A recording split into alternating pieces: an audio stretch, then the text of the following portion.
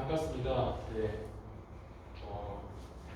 제가 했던 교회랑 순서가 달라가지고 처음에 엉켜서 죄송해요. 네, 죄송합니다.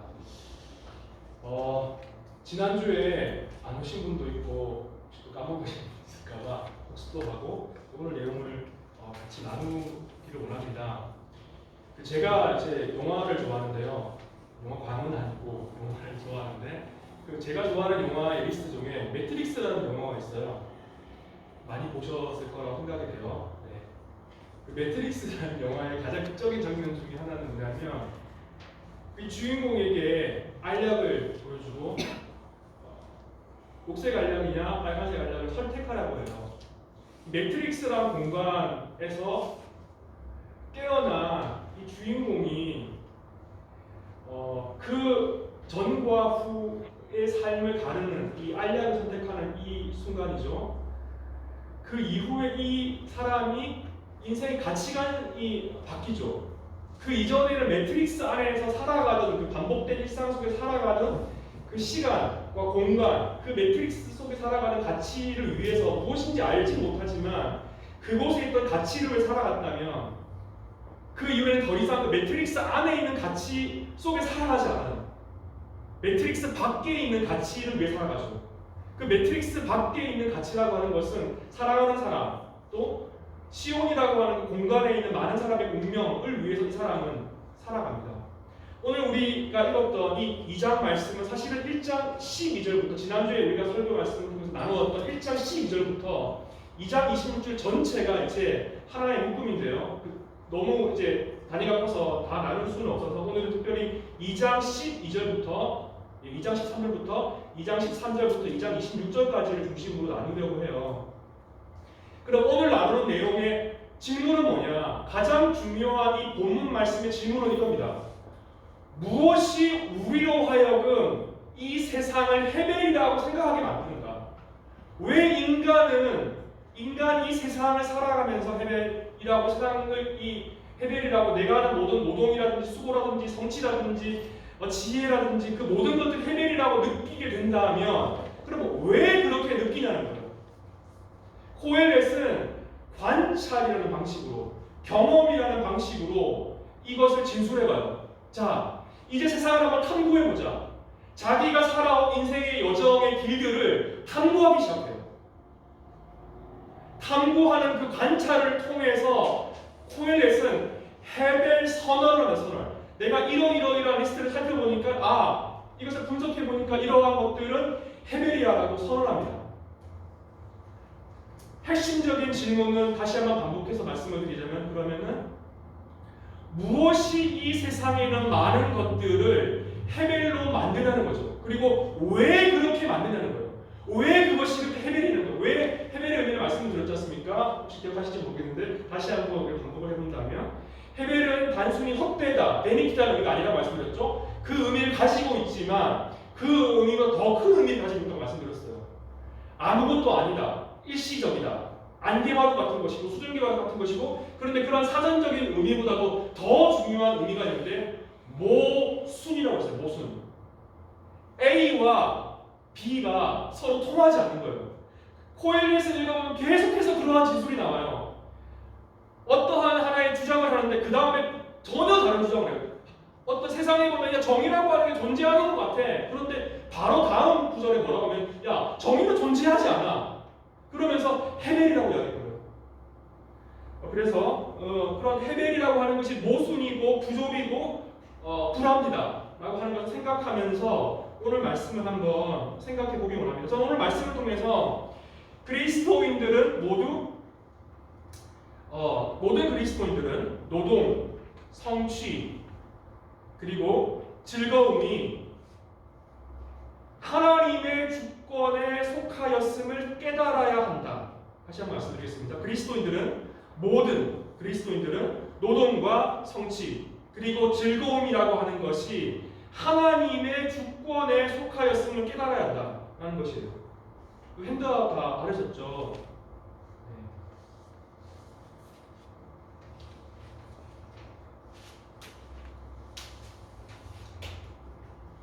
참고로 저는 목사 안수를 안 받아가지고요. 목사가 아닙니다. 편하게 보시면 될 것 같고요. 목사가 아니지만 설교도 할 수는 있거든요. 그래서 꼭 목사한테 설교를 들어야겠다는 분들은 조금만 참아주시고요. 이제 목산수를 뭐 제가 지금 원하면 바를 수 있는데 받지는 못했어요. 그래서 이제 계속 물어보시는 분들이 많아서 미리 한 번 더 말씀드릴게요. 그래서 오늘은 특별히 세 가지 포인트로 말씀을 드리려고 합니다. 삶이 헤매는 이유는 무엇이냐? 첫 번째는 뭐냐면 지혜라고 하는 것이 무가치하기 때문이에요. 두 번째는 성취라고 하는 것이 무가치하기 때문이에요. 세 번째는 하나님의 주권이라는 요소 때문입니다. 이제 2장을 한번 정리를 한번 해보려고 해요. 근데 아까 말씀드렸지 않습니까? 2장 13절, 12절부터 2장 마지막까지가 한 거대한 단락인데 다 자세하게 할 수 없기 때문에 간단하게 먼저 말씀드리면 이 전체 구문들은 6개 정도의 구문으로 나눌 수가 있어요. 더 7개로도 나눌 수 있는데 근데 이제 다 이야기할 수 있지만 1장 12절부터 마지막 18절까지의 내용을 두 가지를 나눌 수 있어요. 1장 지난주에 했던 그 말씀 이어서 12절부터 18절까지는 두 가지를 말해요. 첫 번째는 뭐냐면 이제 코엘렛이 탐구를 시작합니다. 그래서 탐구를 시작하면 13절에 보면 뭐라고 말하고 있냐면 마음을 다하여 지혜를 써서 하늘 아래에서 행하는 모든 일을 연구하며 살핀즉 이는 괴로운 것이니 이것을 영어식으로 말하면 unfortunate business예요. 불운한 비즈니스예요. 이걸 더 직역하면 악한 일입니다. 악한 일. 야, 노동이라고 하는 것은 악한 일이야. 악한 비즈니스야. 인간이 하는 모든 수고로움과 노동이라고 하는 것은 라야. 악한 것이야. 악한 것. 더 충격적인 말씀이 나요. 하나님이 인생들에게 주어서 수고하게 하신 것이야. 우리가 프로테스탄트 기본적인 윤리에서 무엇을 말합니까? 하나님이 우리에게 노동을 거룩한 것이고 순결하고 그 좋은 것으로 줬다라고 말하고 있죠. 근데 전도서에서 코엘렛에서 다른 관점에서 이야기하고 있어요. 하나님이 인간에게 줬는데 노동을 하게 하셨어. 일하게 하셨어. 근데 그 노동하고 일하게 하는 것이 악한 것인 것 같아. 불행한 것인 것 같아. 고통인 것 같아. 좋지 않은 것 같아.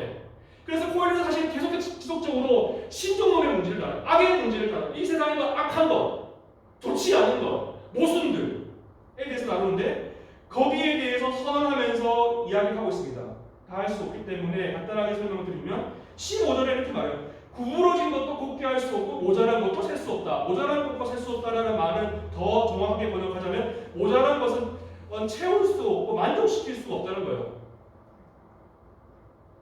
어떤 철봉이 있는데 누가 꼼으로 뚫어놨어요. 이렇게 꼼으로 뚫어놨어요. 그럼 그것을 펼 수 없죠. 쉽게. 내 인생이, 내가 살아온 인생이 왜 이렇게 됐을까? 제가 고등학교 3년 동안 열심히 공부했는데 대학 수능 능력 시험에서 선생님이 뭐라고 저한테 그랬냐면요. 까먹을 수 있으니까 문제 풀고 나서 바로 OMR 카드에 마킹하라고 했는데 제가 항상 그렇게 했었어요. 선생님 말씀 잘 듣는 학생이기 때문에. 그런데 수능 시험 치는 날 그날만 너무 문제가 잘 풀리는 바람에 흥분해가지고 시험지 다 적어놓고 마지막에 OMR 카드에 마킹을 했거든요. 한 가지씩 밀렸었어요. 그래서 제 처음이자 마지막 수능 시험이었는데 완전히 망가졌어요. 그래서 그만하고 집에 갔다가 시험을 했는데 그 한 번의 실수가 모든 것을 망가뜨리지 않습니까? 그런데 그것을 돌이킬 수가 없어요. 한 번 구부러진 것은 돌이킬 수가 없어요.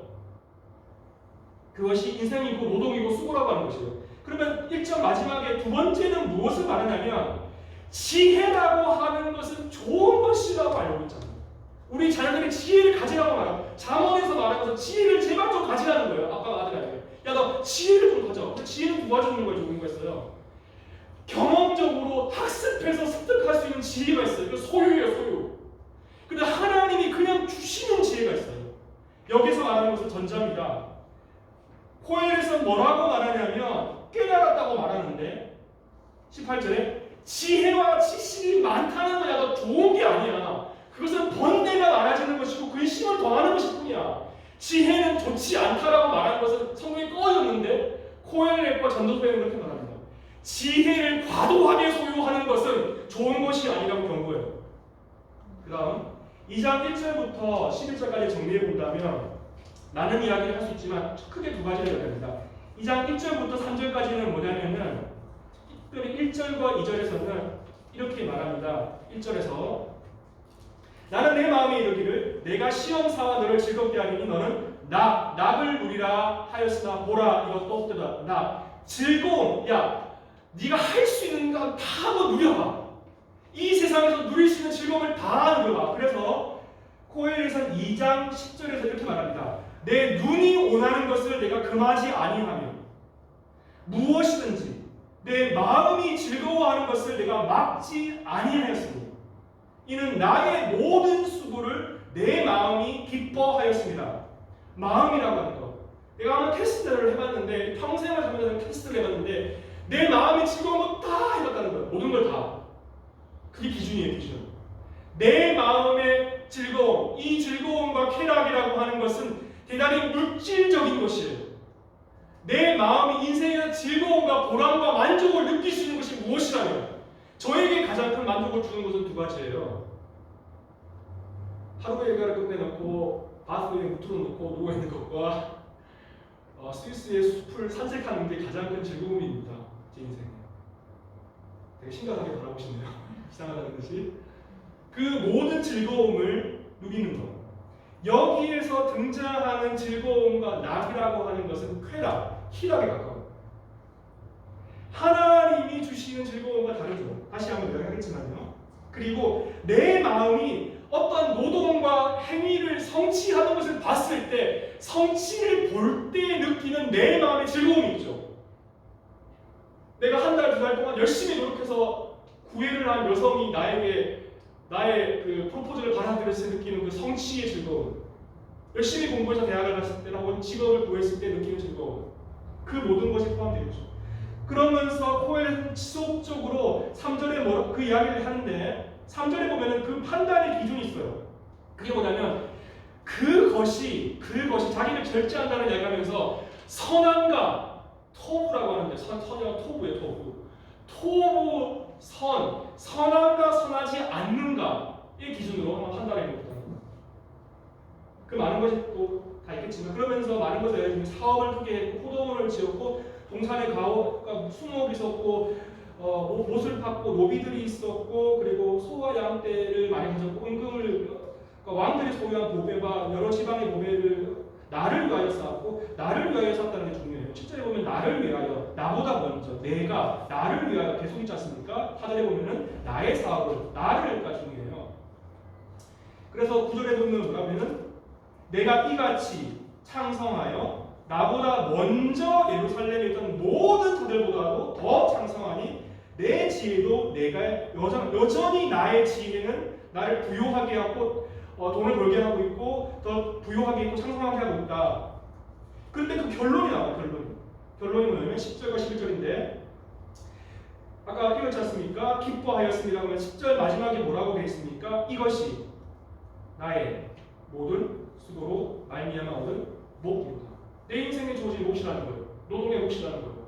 앞에 지수란 모든 것들이 희락과 소유와 성취, 희락과 소유와 성취, 그것들은 자기의 삶에 주어진 몫이라고 하는 것이에요.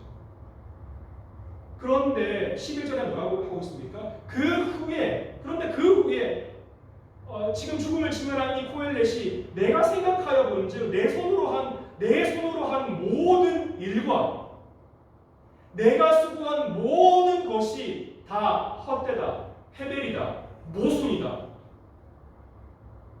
이상한 것 같다는 거죠. 바람을 잡는 것. 이 전도서에는 바람을 잡는다는 표현이 나와요. 바람을 잡는다고 하는 것은 어리석다는 의미예요. 멍청하다는 거예요. 바람을 잡는 것은 멍청한 거죠. 바람을 잡지 못하기 때문에 해 아래에서 무익한 것일까. 제가 지난번에 설명드렸고 혹시 기억하시는 분이 있을지 모르겠는데 어떠한 일이 나에게 정말로 이득이 되느냐 아니냐의 기준으로 판단한다고 말씀드렸죠. 아까 또 다른 판단 기준은 이것이 나에게 선하냐, 그리고 지난주에 설명드렸던 부분에서는 이것이 나에게 이 추원, 이익이 되느냐 이 관점에서 판단한다고 말씀드렸지 않습니까? 그런데 코엘렛의 결론은 이거예요. 이 모든 나의 성취와 모든 소유물들은 나에게 이토록 아무런 이득이 되지 않고 그것은 헤벨이고 그것은 멍청한 짓거리였고 그것은 나에게 궁극적으로 어떠한 이로움도 줄 수 없는 헤벨이라고 선언하고 있습니다. 그러면 오늘 보는 말씀 12절부터 마지막 구절을 이제 세 가지로 이야기를 할 텐데 그러면 왜 이것이 헤벨이냐? 왜 헤벨이냐에 설명을 해요. 간단하게 설명을 같이 한번 생각을 해본다면요. 12절부터 이렇게 말하고 있습니다. 내가 돌이켜 지혜와 망명됨과 어리석음을 보았나니 왕 뒤에 오는 자는 성경 말씀 보면서 여러분들 이해하시면 좋을 것 같아요. 무슨 일을 행할까? 이미 행한 지 오래전의 일일 뿐이니라. 여기서 말하는 것은 뭐냐면 지혜와 망명됨과 어리석음인데 여기서 망명됨이라고 하는 단어는요. 매드니스라는 단어예요. 매드니스. 미친 것. 혹은 광기의 광기.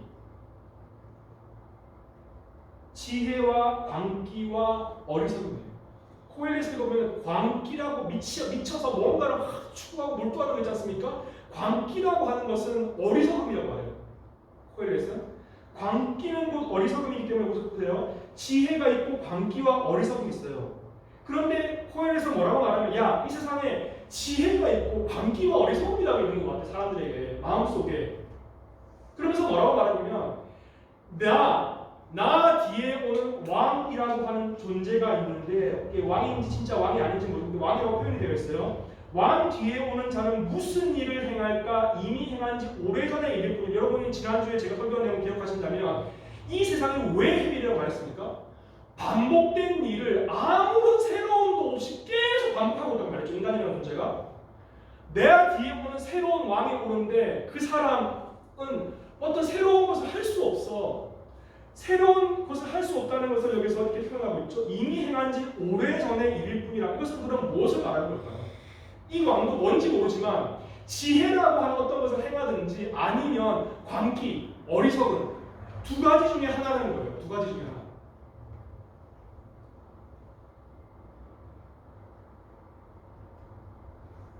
내가 보니 지혜가 우매보다 뛰어나고 이제 지혜와 어리석음을 대조해서 설명해요. 빛과 어두움과 대조해서 설명합니다. 같이. 지혜가 우매보다 뛰어남이 빛이 어두움보다 뛰어난 각도다. 지혜자는 그의 눈이 그의 머릿속에 있고 그 우매자는 어두움 속에 다니지만 여기까지요. 여기서 뭐를 말합니까? 빛하고 어두움하고 같이 수 없지. 빛과 어두움은 분리되어 있어. 마찬가지야. 지혜라고 하는 것과 어리석음이라고 하는 것은 다른 거야. 그래서 어떤 왕이 올지 모르지만 내 후계자가 누가 될지 모르지만 그 사람은 지혜자일 수도 있고 어리석은 자일 수 있는데 지혜가 좋은 것이야. 왜냐하면 지혜라고 하는 것은 명철한 것이고 지식이 많다는 것이고 삶의 노하우가 많다는 것이고 승리할 수 있는 가능성이 많다는 것이죠. 우리는 지혜라고 하면 한 사람을 떠올리게 됩니다. 솔로몬 같은 사람이죠. 솔로몬은 백과 사전식의 인사이클로피디아와 같은 지식을 가진 사람이었어요. 사법적인 지혜를 가진 사람이었어요. 잘 알죠? 유명한 예가 어린아이를 반으로 잘라나오는 그 판결을 냈지 않습니까? 그리고 백과사전지식을 가졌는데 엄청난 그 잠언들과 노래들을 지었던 사람이에요. 예술적인 지혜가 있었던 사람이에요. 그리고 외교적인 지혜를 가졌어요. 그래서 성전 건축하는 데 있어서 히람 왕의 그 목재를 받아서 성전을 건축하게 돼요. 그리고 외국의 여왕이 와서 이 솔로몬의 지혜를 찬양합니다. 외국에까지 다 유명한 사람이었어요. 그리고 무엇보다도 여호와의 말씀을 이해할 수 있는 지혜가 있었어요. 정치적인 지혜를 가진 사람이었어요. 그런 다양한 지혜를 가졌지만 솔로몬이 망했죠. 솔로몬이 왜 망했습니까? 솔로몬이 왜 망했는지를 성경은 정확하게 우리에게 이야기를 해줘요. 10계명의 두 번째 계명을 어겼기 때문에 그래요. 여호와가 아닌 다른 우상을 숭배했기 때문에 솔로몬의 지혜는 실패했습니다. 여기서는 지혜를 강조하고 있어요. 그런데 그 다음에 바로 모순이 되는 상황이 나와요. 지혜라고 하는 게 있어요. 어리석은 것보다 훨씬 좋은 거야. 당연히 좋은 거죠. 내가 멍청하게 되려고 기도하지 않지 않습니까? 그런데 그 다음에 모순이 나와요. 뭐냐?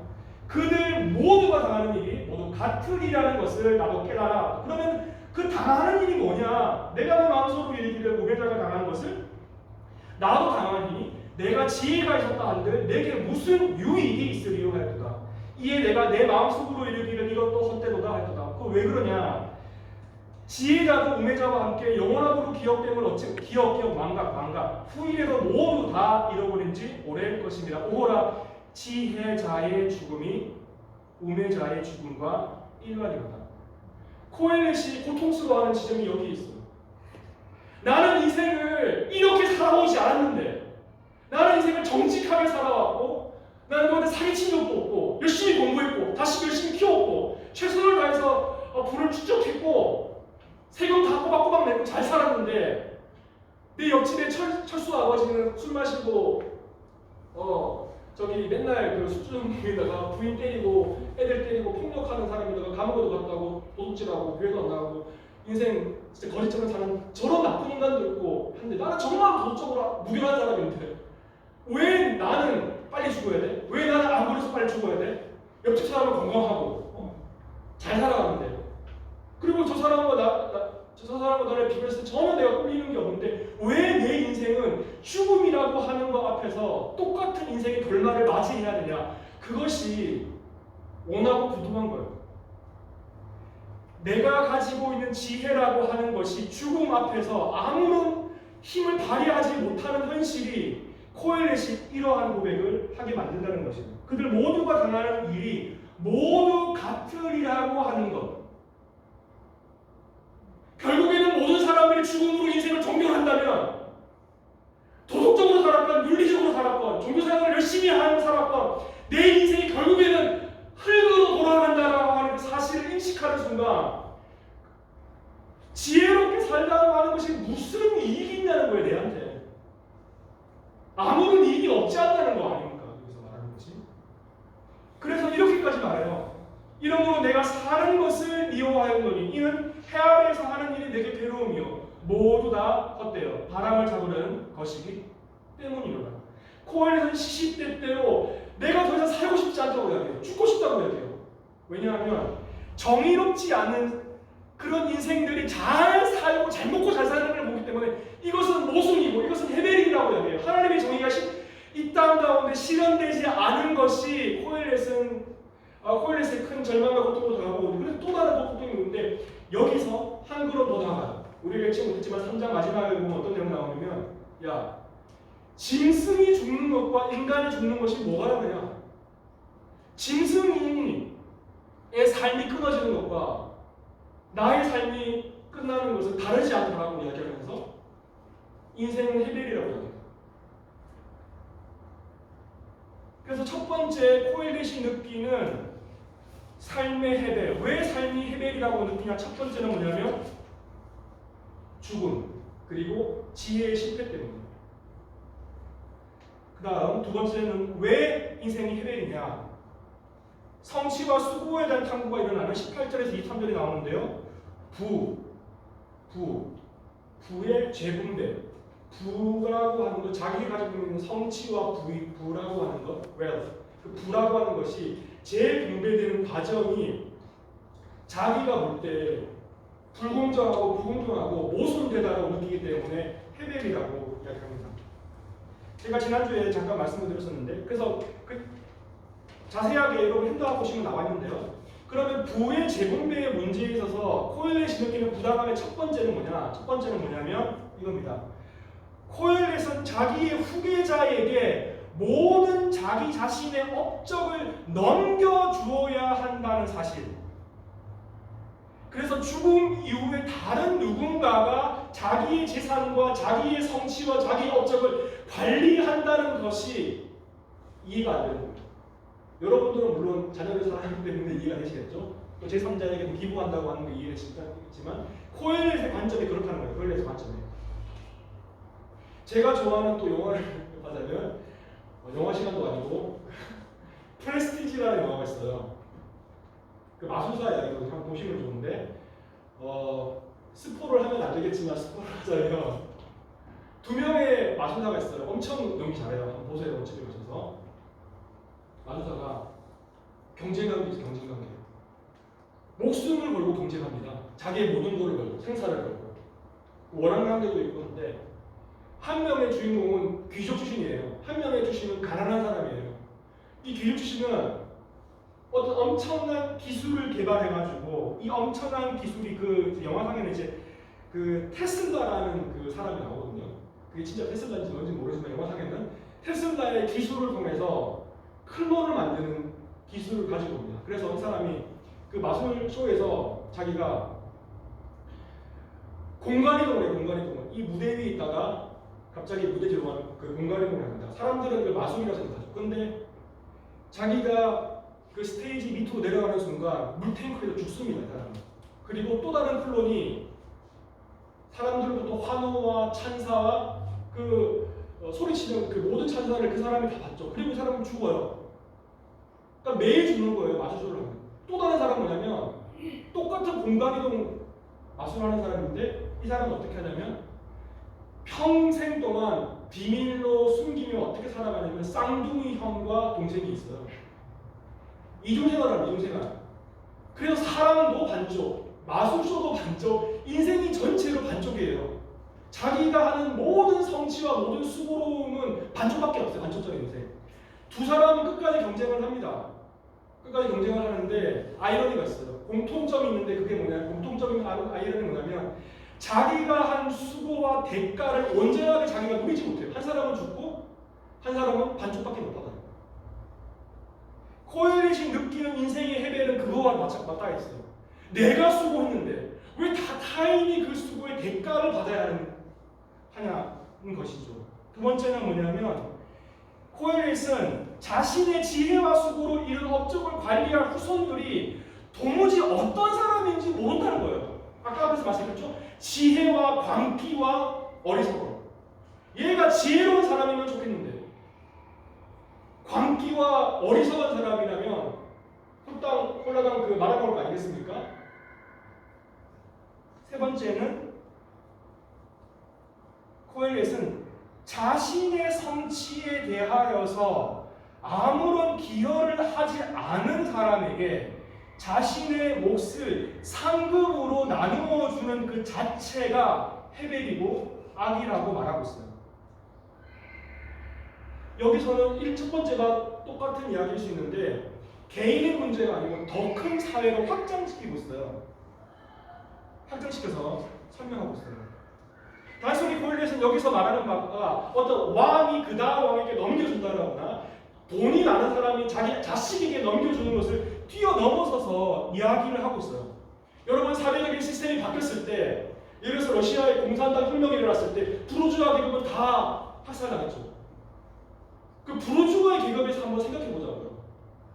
내가 이래서 내가 노동해서 번 돈인데 왜 가난한 프롤레타리아 계급, 노동자 계급이 내 재산을 다 가져가야 되는 걸까? 왜 사회가 이렇게 혁명이 일어나가지고 왜 부의 과정이 바뀌는 걸까? 또 다르게 생각해보면 자본주의 세계를 생각해 봅시다. 노동은 내가 열심히 했는데 내가 열심히 노동했는데 돈을 제일 많이 버는 것은 이재용이야. 이재용은 승계 문제를 통해서 그 조작했다는 게 그 법원에서 지금 그 논쟁 중에 있지 않습니까? 근데 대한민국 사람은 다 알죠. 주가 조작해가지고 대한민국 국민한테 피해를 입혀가지고 자기 돈을 삼성을 파는 게 아니고요. 이재용에 대해서 이야기를 하는 겁니다. 어쨌든 이재용 씨를 좋아하는 분도 계실지 모르겠는데 어쨌든 한 개인이 열심히 노동을 해야 되지만 자본주의 세상에 돈을 많이 버는 사람은 따로 있죠. 아마존에 있는 직원이 열심히 코로나 바이러스 때 열심히 일을 해가지고서는요 떼돈을 벌었어요. 아마존이. 그런데 거기서 열심히 일하는 사람보다 돈을 더 많이 버는 사람은 따로 있어요. 자본주의 아이돌이죠. 세상은 그런 것입니다. 여기서 말하고 싶은 것은 한마디로 말하면 이거예요. 노동과 수고라고 하는 것, 노동이라고 하는 것과 소유는 분리되어 있다고 하는 거예요. 내가 열심히 노동하고 내가 열심히 수고한다라고 하더라도 그것을 누리는 것은 다른 문제라는 거예요. 그것을 누리는 것은 내가라고 생각하지만 나는 내가 누릴 줄 알고 열심히 추구해왔는데 나는 내가 누리는 줄 알고 내가 보상을 받을 거라고 야 보상의 시스템은 나는 믿는다라고 생각하면서 열심히 지구돈을 벌었는데 뭐라? 죽음의 문턱에서 갑자기 재난이 닥쳐가지고 암에 걸리거나 교통사고 나서 생물인간이 되거나 내 인생에 재난이 나거나 어떤 일이 발생했을 때 나는 내가 살아가면서 내가 수고하고 노동한 걸 내가 누릴 줄 알았는데 그게 아니야. 먼 날 내가 다 누려야지 생각했지만 저랑 가지고 사랑하는 딸과 LA에서 큰 집 짓고 살려고 이민을 준비하셨어요. 이민 준비하시다가 말기암이 발견돼서 한 달 만에 돌아가셨는데 돌아가시는 날 제 친구 장로님의 딸이죠. 그 딸이 마지막 임종하는 날 갔어요. 임종하는 날 가서 아빠 보내고 10년 동안 내내 그 땅 사가지고 같이 딸이랑 있으려고 그 꿈에 부풀어서 10년 동안 준비했어요. 그런데 돌아가셨죠. 네 번째는 뭐냐면 왜 인생이 헤벨이냐에 대해서 지금 보고 있는 이 구문에서 네 번째는 뭐냐면 노동의 대가는 없고 오직 남는 것은 수고와 마음의 고용으로 인한 슬픔과 피곤함. 여기서 사용된 마크 오브랑 카스란 단어가 있는데 마크 오브랑 카스란 단어는 본문에서 보시면 여러분 23절에 뭐라고 되어 있냐면요. 일평생이 근심하며 수고하는 것이 슬픔뿐이라 그의 마음이 밤에도 쉬지 못하나니 이것도 헛되고 여기서 보면은 뭐냐면은 근심하며 그 다음에 슬픔 이것은 고통과 분노예요. 더 정확한 거죠. 나는 열심히 수고하고 노동했는데 내 인생이 남는 거라고는 보상이 아니고 고통과 분노 그것만이 남아있다는 것입니다. 그러면 마지막 세 번째 그럼 왜 인생이 헤벨이냐 24절에서 26절까지가 나와 있는데요. 한번 읽어보겠습니다. 사람이 먹고 마시며 수고하는 것보다 그의 마음을 더 기쁘게 하는 것은 없나니 내가 이것도 먼저 하나님의 손에서 나오는 것이라. 그러면 우리 인생에 남은 것은 뭐가 있냐? 지금 현재 여기서 내가 기뻐하고 즐거워하고 먹고 마시고 하는 이 순간의 즐거움. 코엘렛은 그래서요 계속해서 강조하는 게 있어요. 지금 현재 여기서 하나님이 너에게 준 선물처럼 반드시 이게 단서가 없습니다. 선물처럼 준 즐거움을 즐거워하라는 거예요. 지금 이 순간을. 왜냐하면 너가 내일이라든지 한 달 후라든지 1년 후라든지 내 자식이 대학 간 다음에 누린다든지 그것은 다 거짓말이고 허상이라는 거예요. 지금 여기서 너가 누리는 그것만이 쉽지 않은 것이고 그게 너의 인생이라는 거예요. 무언가 보상이라고 하는 것이 너에게 주어진다? 그럼 계속해요. 왜냐하면 이러이러한 이유 때문에. 그런데 코엘렛을 절망하게 만드는 게 있어요. 왜냐하면 마지막에 뭐라고 말합니까? 하나님의 손에서 나온다는 겁니다. 그리고 먹고 그 25절에 먹고 즐기는 일을 누구 나보다 더 해보았으라고 했는데 여러분이 가지고 있는 새 번역이 있으면 열어보시면 번역이 다르다는 걸 알 수 있어요. 새 번역이 더 정확합니다. 개역개정이 아니고 새 번역에는 뭐라고 되어 있냐면 그분께서 주시지 않고서야 누가 먹을 수 있으며 누가 즐길 수 있겠느냐. 번역이 다릅니다. 그분께서 주시지 않고서야 누가 먹을 수 있으며 누가 즐길 수 있겠느냐. 시간이 없어서 다 말할 수는 없는데 여기서는 새 번역이 정확한데요. 그럼 뭘 말하고 있습니까? 먹는 것과 즐기는 것은 하나님이 줘야만이 누릴 수 있다는 거예요. 보상이라고 하는 것은. 그리고 마지막에 뭐라고 합니까? 하나님은 그가 기뻐하시는 자에게 누구에게 줍니까? 기뻐하시는 자에게 지혜와 지식과 희락을 주시니 죄인에게는 노고를 주시고 그 다음에 중요해요. 그가 누굽니까? 죄인이 모아 쌓게 하사 쌓게 했어. 죄인이 쌓고 있어. 열심히 쌓고 있을 때 노동을 하고 하나님을 앞에서 말한 하나님을 기뻐하는 자에게 그가 주게 하신다. 그래서 인생은 헤벨이 됩니다. 결론은 뭔가요? 야, 노동이라고 하는 것, 수고라고 하는 것 다 헤벨이야. 왜냐하면 그거 너가 그렇게 쌓는다고 하더라도 다 몽땅 모아가지고 하나님이 좋아하는 사람들한테 지혜와 기쁨과 다 주기 때문에 그래. 그렇기 때문에 먹는 것과 마시는 것이 인생의 가장 큰 즐거움이라고 코엘렛이 역설하지만 그 역설과 모순 속에서 또 다른 모순이 나올 수밖에 없는 거예요. 즐거움은 내가 만들어낼 수 있다라고 생각하죠. 코엘렛은.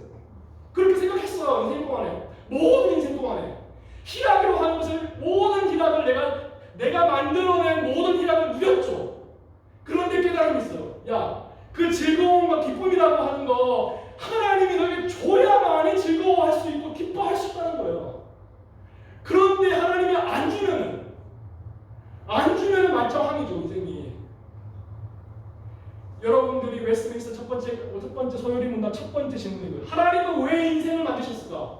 그건 우리 거대한 질문이죠. 하나님 왜 나를 만들었습니까? 왜 내가 인생이 있습니까? 그리고 코엘렛의 질문도 왜 우리가 인생이 어디서 와서 어디로 가고 지금 있는 시간과 공간은 무엇이냐라고 질문해요. 내가 왜 존재하는지에 대해서 많은 우리의 선배들과 많은 위대한 믿음의 사람들이 그 질문을 던졌어요. 그 질문에 대한 대답은 첫 번째 나와요. 처음에. 하나님을 영원토록 기뻐하고 영원토록 즐거워하는 것이에요. 그것이 하나님이 가장 크게 영화롭게 하는 것이요. 그게 무슨 소리냐? 이것을 조나단 에드워즈라고 하는 사람과 존 파이퍼는 이렇게 만들었어요. When we are most satisfied in Him, when we are most satisfied in Him, 그 순간 우리가 가장 그 안에서 가장 크게 만족하는 순간, God will be most glorified in us. 우리가 하나님 안에서 가장 크게 만족하고 기뻐하고, 그래서 교회에서 가장 위험한 사람은 일을 많이 하는 사람입니다. 일을 노동을 많이 하는 사람이에요. 나는 노동을 많이 하고 성취를 많이 해가지고 맨날 그 나오는 것처럼 내가 실조를 많이 하고 하나님께 영광을 돌렸고, 내가 판사와 검사와 대통령 하나님 영광을 했는데 아멘하시기 바랍니다. 그렇지 않습니까? 그런 성경은 정말 안 돼요. 하나님이 언제 가장 영광 받으시냐? 돈 많이 벌어다 주면 부인이 좋아합니까? 그 생일날 때, 물론 그런 분도 계시죠. 지집이 돈도 못 벌어주면 생일날 때 꽃다발을 갖다 주면서 내가 진심으로 너를 사랑한다, 너는 너무 아름답다, 그런 말 할 때 부인이 감동받지, 반지나 더 뜯어주면서 먹고 떨어지라는 식으로 의무감에서 하나님을 섬기면 안 된다는 거예요. 성경 66권 전체와 웨스트민스터 카테키즘이 우리 가르쳐, 첫 번째 소요를 가르쳐주는 게 거기에 있어요. 우리는 하나님을 노동함으로써 하나님이 영광 받으신다고 생각하죠. 항상 열심히 뭔가 성취하는 해내면 그것이 아니에요. 하나님을 가장 크게 만족하고 기뻐하고, 하나님이 내 인생의 가장 큰 기쁨의 소스가 될 때, 내 인생이 그런 다른 어떠한 근원보다도 하나님이 내 인생의 가장 큰 기쁨과 즐거움과 만족이 되는 그 순간이 하나님이 가장 크게 영광 받으신다고 하는 것이에요. 여러분이 메시를 어떻게 가장 영광스럽게 만들 수가 있습니까? 그 사람한테 $1 줄 때, $1 줄 때, 밥 줄 때, 그 사람이 그 칭찬해 줄 때, 칭찬해 줄 때. 말씀을 정리하려고 해요. 말씀 이미 많이 정리했고 시간이 오버돼가지고 정리하자면, 세 가지의 위험이 있어요. 과도한 지혜에 비해서 우리는 늘 예측해요, 인생을. 그리고 우리 자녀에게도 그래서 강요해서, 저도 그렇게 이야기를 해요. 지혜롭게 되라, 많은 지식을 가져라. 그런데 우리 자녀들에게 윤리와 도덕을 가르치지 않아요. 그런 과도한 지혜라고 하는 게 위험하다는 거예요. 그것은 바로 우상을 만들 수 있게 되는 거죠. 두 번째는 참된 지혜, 그 참된 삶의 가치를 모른다는 거예요. 제가 말씀드렸죠? 참된 인생의 가치가 뭐라고 말씀드렸습니까? 하나님이 주시는 즐거움 속에서 삶을 즐겁게 살아가는 거예요. 지금 여기서요. 세 번째는 뭐냐면, 이러한 즐거움이라고 하는 것은 자가 발전되는 어떤 것가 아니라는 거예요. 자가 발전되는 게 아니에요. 그것은 은혜로서 주어진다는 거예요. 은혜로서 하나님이 주신다는 거예요. 함께 기도했으면 좋겠습니다. 우리 묵상으로 한 1분 정도 제가 기도하고 마치려고 하는데요. 묵상으로 기도할 때 그런 기도를 했으면 좋겠어. 하나님, 내 인생에서 참된 즐거움이 무엇인지 모르고 살아왔습니다. 하나님, 내 삶의 모든 성취 넘어서 하나님이 내 삶의 참된 기쁨의 원천이 되게 하여 주시옵소서. 하나님이 내 삶에 참된 즐거움이 되게 하여 주시옵소서. 하나님을 껴안고 하나님과 함께 하나님 그 아들 예수 그리스도를 통하여서 그 즐거움을 누리며 살아갈 수 있도록 인도해 달라고 같이 한번 묵상으로 기도하겠습니다.